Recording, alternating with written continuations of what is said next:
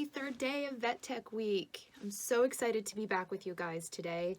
I'm Alyssa with Empowering Veterinary Teams, and what I'm going to cover today is the second of our 3 I's, Instruct.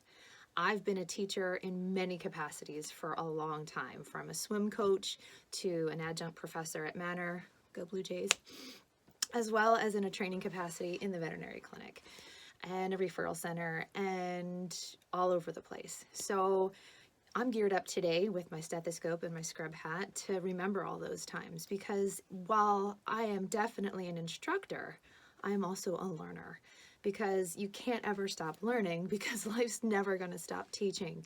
So let's break this down a little bit. What does instruct mean? Well, the true definition is to impart knowledge and or information and to demonstrate or teach a skill, or what else? It's different for all of us.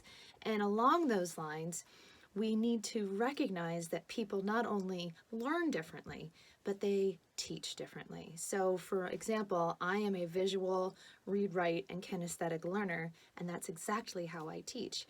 So what does that mean for me? That means I have to see things, I have to take notes and read them again, write them back down, and then I have to do it so I can really understand it. And that's how I present information in most all of the settings that I'm in, whether it's clinical or academia or just in general in life.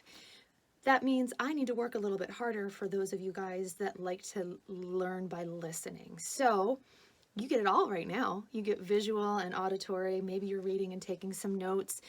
Not really kinesthetic. I'm not going to get up and do jumping jacks. Love you guys so much, but not today. So those are a couple of ways that we can talk about how to instruct each other, being mindful of how people take in information as well as how we give it out.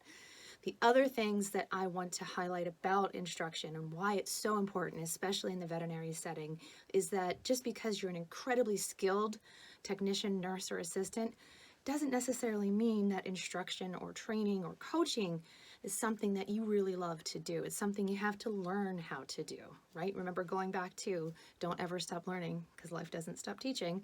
So how can you get better at this? Practice listening actively, making sure that you can reiterate what you've just heard. Training involves a skill.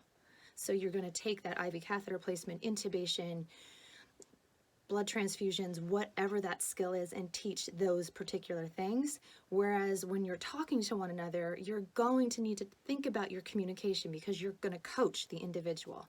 Sometimes it's going to be better for you to demonstrate it and then do it, or have that person that you're working with do it with you alongside. And then it's time to step back and let that process happen. Instruction is a process, like I just said, right? It's never going to be the same. It's not going to be what it is for me, that it is for you, but that's why we need to work together to make sure that the end result is a success.